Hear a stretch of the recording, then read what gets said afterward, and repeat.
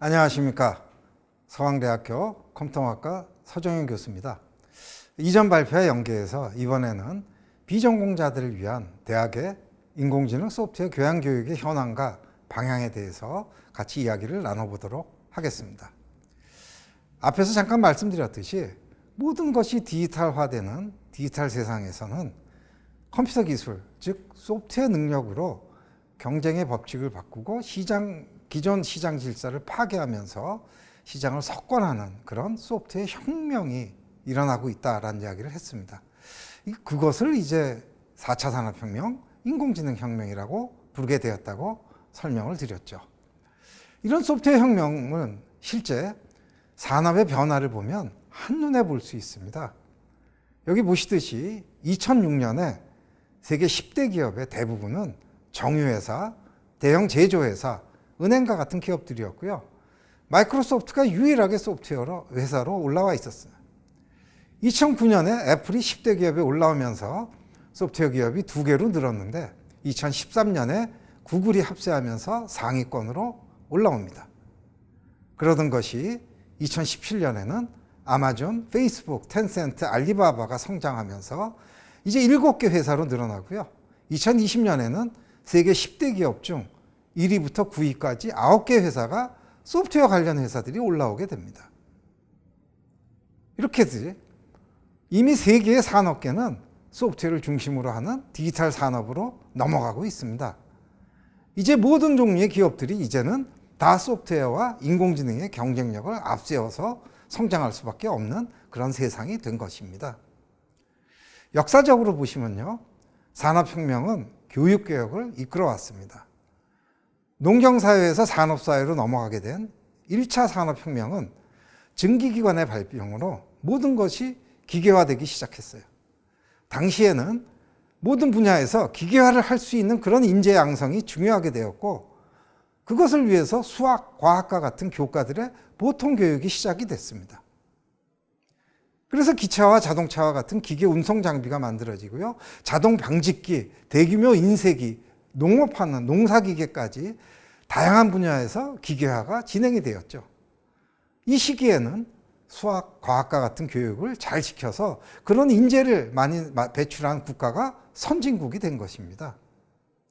이제 모든 것이 디지털화되는 4차 산업혁명에서는 모든 분야에서 컴퓨터를 이용해서 문제를 해결하는 컴퓨팅 사고력을 갖춘 인재 양성이 중요하게 되었어요. 이를 위한 교육개혁은 필요할 수밖에 없는 그런 세상이 된 것이죠. 인공지능은 컴퓨터 과학과의 또 IT의 꽃이라고 볼 수 있지만 사실은 맛을 내는 양념일 뿐이라고 말씀드릴 수 있습니다. 즉 인공지능 시스템이라고 하는 것을 만들기 위해서는 눈에 보이지 않게 엄청나게 많은 소프트웨어와 IT 기술들이 필요하게 됩니다. 이러한 다양한 소프트웨어 기술이 받쳐줘야만 바로 우리가 활용할 수 있는 인공지능 시스템이 만들어집니다. 양념만으로는 만들 수가 없는 거죠. 따라서 4차 산업혁명 시대를 대비한 인재 양성에서는 인공지능에 치우치지 않고 다양한 소프트웨어와 디지털 기술 전반에 걸친 인재 양성을 잘하는 것이 매우 중요합니다.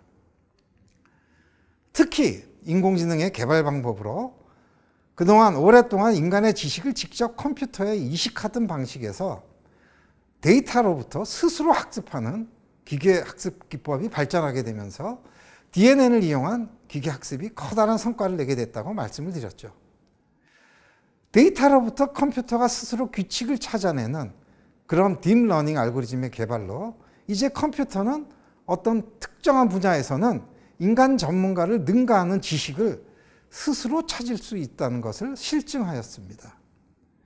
이런 빅데이터를 이용한 기계학습 알고리즘이 이제는 모든 과학 연구의 새로운 연구 방법론으로 활용되어야 되는 거죠. 자연과학이나 사회과학 연구를 가만히 보시면요, 자연현상이나 사회현상을 잘 관찰해서 그 현상을 설명하는 규칙을 찾아내고 증명하는 연구를 하는 겁니다. 이제 컴퓨터를 이용해서 데이터를 관찰하고 자동으로 그런 가설을 찾아내는 기계학습 기법이 과학 연구에 큰 도움을 줄 수밖에 없는 것입니다. 사실 인공지능 분야에서는 지난 70년 동안 해결하기 어려웠던 난제들이 많이 있었어요. 영상음식, 음성인식, 언어이해 같은 그런 문제들입니다. 그래서 인공지능 하는 연구자들이 DNN이라는 것을 개발을 했고 그 알고리즘이 그동안의 인공지능의 난제로 알려진 문제들을 차례로 해결하는데 탁월한 성능을 보인 것입니다. 심지어는 분야에 따라서는 인간보다도 더 좋은 성능을 보이기도 하게 된 거죠. 알파고 이미지넷 등 다양한 분야에서 인간을 넘어서는 성능을 나타내는 데 기여를 하게 됐습니다.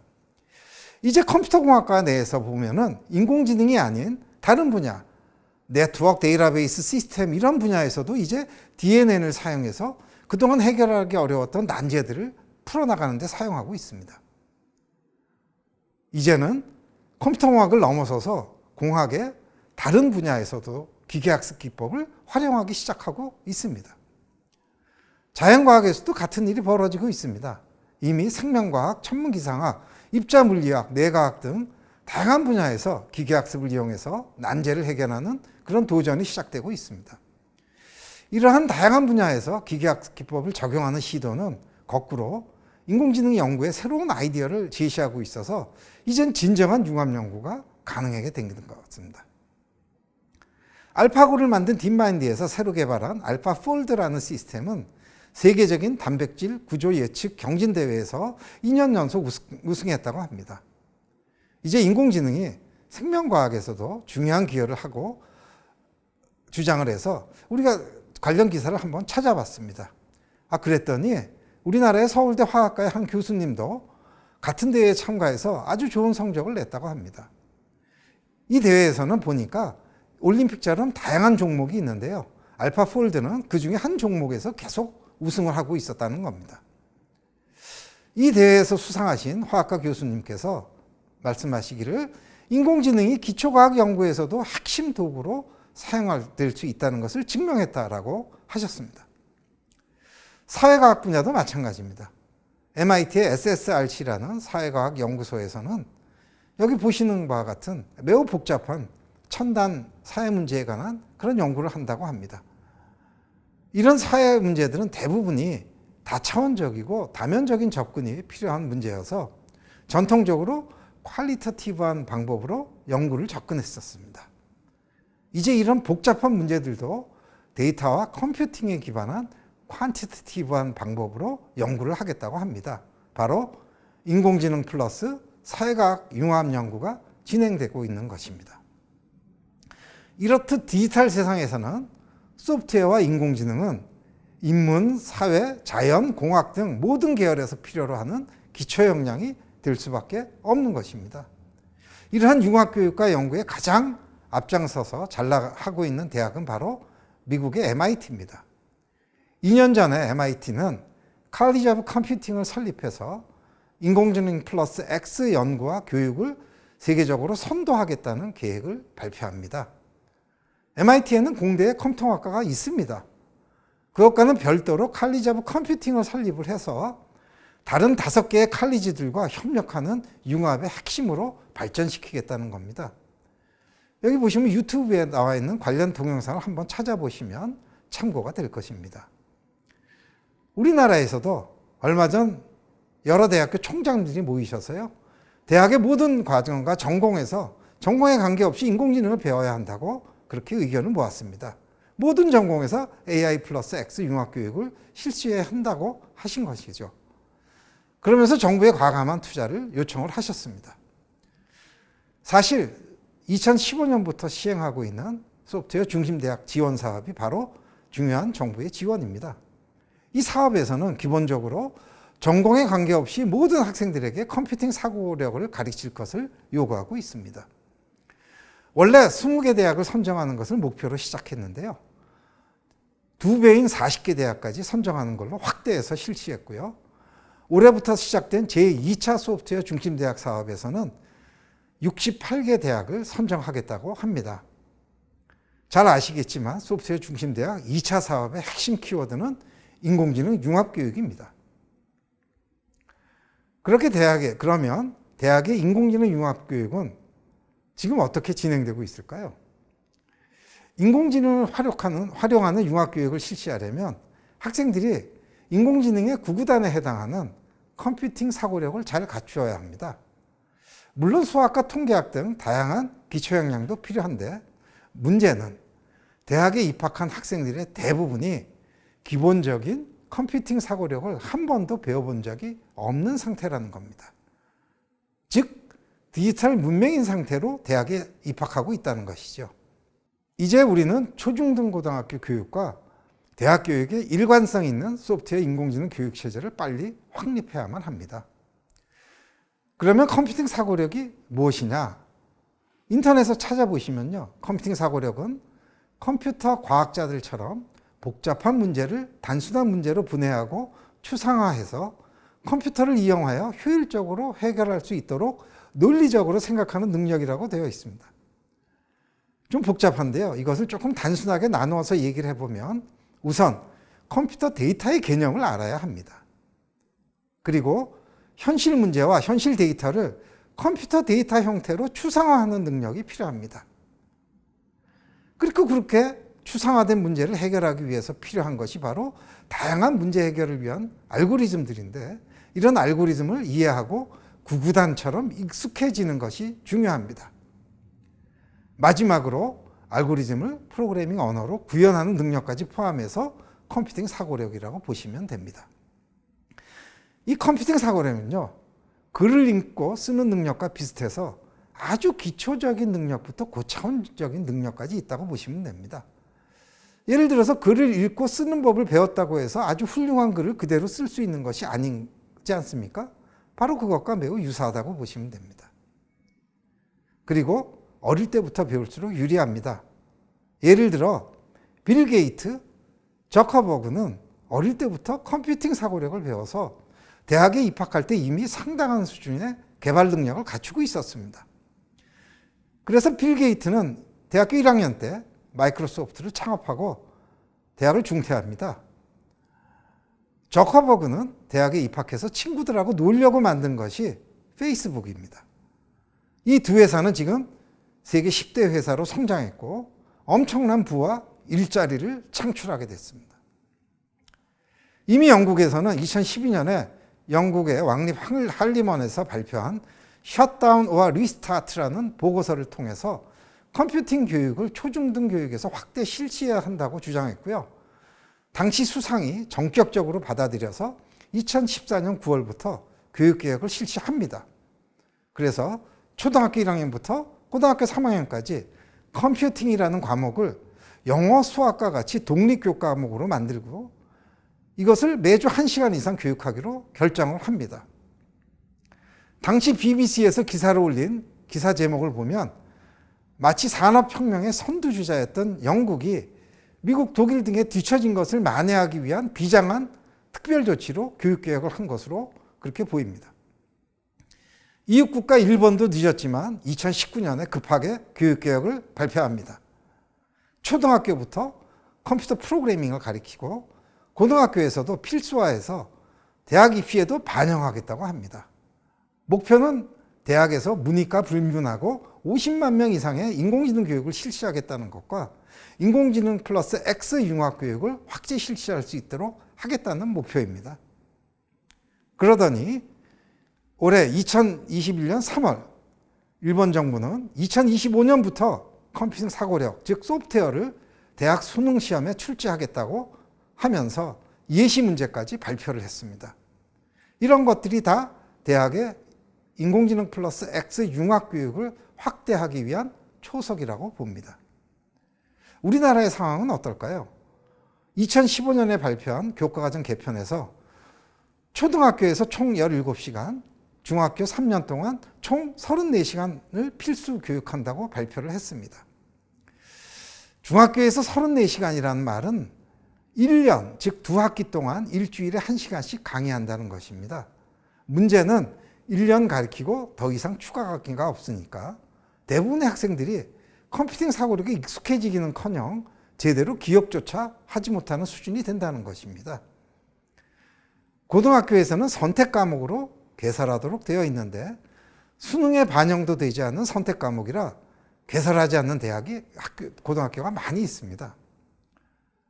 중요한 것은 이나마 2018년부터 실제 시행이 되기 시작했기 때문에 지금 현재 대학에 입학하는 학생들의 대부분은 컴퓨팅 사고력 교육을 전혀 받지 못한 상태라는 겁니다. 현재 대학 입학생의 90% 이상이 컴퓨팅 사고력을 배워본 적이 없는 상태이기 때문에 인공지능 융합교육을 실시하려면 교양과정에서 컴퓨팅 사고력을 잘 가르쳐야만 합니다. 현재 전국에 41개 소프트웨어 중심 대학을 중심으로 많은 대학들이 기초적인 컴퓨팅 프로그래밍 교과목을 교양 필수로 개설하고 있습니다. 주로 파이썬이나 엔트리라고 하는 초등학생용 레고 블록형 프로그래밍 언어로 교육을 실시하고 있는데요. 이것을 통해서 컴퓨팅 사고력을 키우도록 하고 있고요.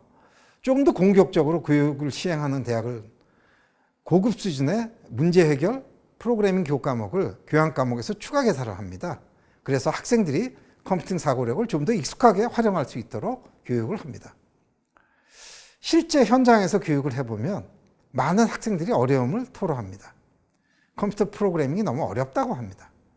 그런데 사실 초등학생들도 잘 따라서 배우는 것을 대학생이 어렵다고 하는 것은 진짜 어려워서 어렵다고 하는 게 아니고요.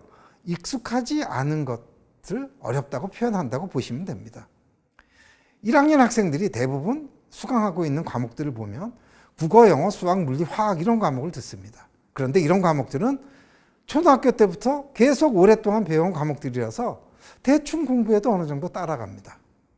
그런데 평생 처음 배우는 컴퓨터 프로그래밍을 그런 식으로 대충 공부하면 절대로 따라갈 수가 없습니다. 그래서 어렵다고 느끼는 것 같습니다.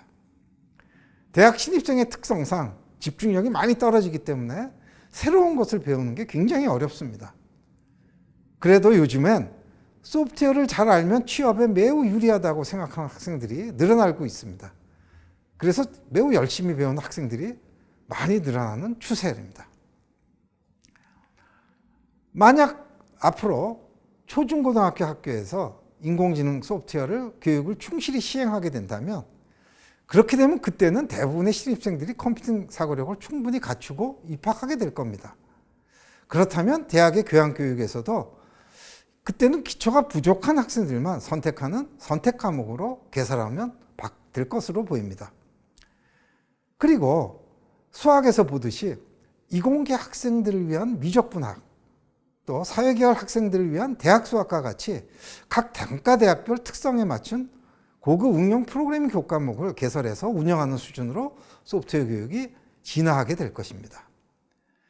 그렇게 함으로써 모든 학생들이 각 전공에서 실시하는 인공지능 플러스 X 교과목에 필요한 그런 기초 역량을 갖추고 진입할 수 있게 할 수 있을 것입니다. 대학의 소프트웨어 인공지능 교양교육에 현실적인 문제가 몇 가지 있습니다. 첫 번째는 교수 요원의 확보가 매우 어렵습니다. 소프트웨어 인공지능 분야의 특성상 박사급 강사를 구하는 것이 정말 어렵습니다. 심지어는 컴퓨터공학 분야는 우수한 정년 트랙 전임 교수 확보도 매우 어려운 실정입니다. 두 번째는 대규모 실습을 위한 재원 확보가 필요합니다. 비전공자를 위한 대규모 실습 시설을 확충해야 하고 또 이건 실습을 안 하면 안 되기 때문에 실습을 도와줄 조교와 멘토 비용이 많이 필요합니다. 결국 소프트웨어 인공지능 융합 실습 교육을 위한 재원 확보가 각 대학마다 중요한 숙제로 떠오르고 있습니다. 비전공자 소프트웨어 인공지능 융합 교육을 위해서는 지금 오랫동안 시행되고 있는 등록금 동결 정책을 보완해야 합니다. 인문사회계열 학생들에게 실험 실습비를 별도로 징수할 수 없도록 되어 있는 지금 제도에서는 이게 매우 어렵습니다. 뿐만 아니라 실험 실습비로 인한 학생들 사이에 갈등이 생길 수도 있습니다. 이공계열 학생들이 낸 실험 실습비를 인문사회계열 학생들의 실습에 전용한다는 오해를 살 수도 있습니다. 실제로 보면 경영학과에 입학해서 컴퓨터공학을 복수 전공하는 학생과 컴퓨터공학과를 입학해서 경영학을 복수 전공하는 학생들을 비교해 보면 서로 배우는 것은 비슷한데 등록금 차이가 납니다. 소프트웨어 인공지능 융합 인재를 양성하기 위해서는 융합교육을 위한 실험 실습비를 등록금과는 별도로 인정해서 실습 위주의 충실한 융합 교육을 할 수 있도록 그렇게 해야 바람직한 교육이 실시될 수 있습니다. 마지막 슬라이드입니다. 인공지능 시대에 필요한 인력은 매우 다양합니다. 인공지능 전문 과학자와 엔지니어도 중요하고 관련 법률 전문가, 비즈니스 전문가도 중요합니다. 그러나 무엇보다도 중요한 것은 컴퓨팅 사고력을 갖춘 인공지능을 잘 사용하는 다양한 분야의 일반인들입니다. 이들이 모든 분야에서 인공지능 기법을 활용해서 새로운 제품과 서비스를 만들 수 있는 창의적인 융합 인재가 될 것입니다. 그것이 지금 우리가 가지고 있는 매우 중요한 숙제가 됩니다. 감사합니다.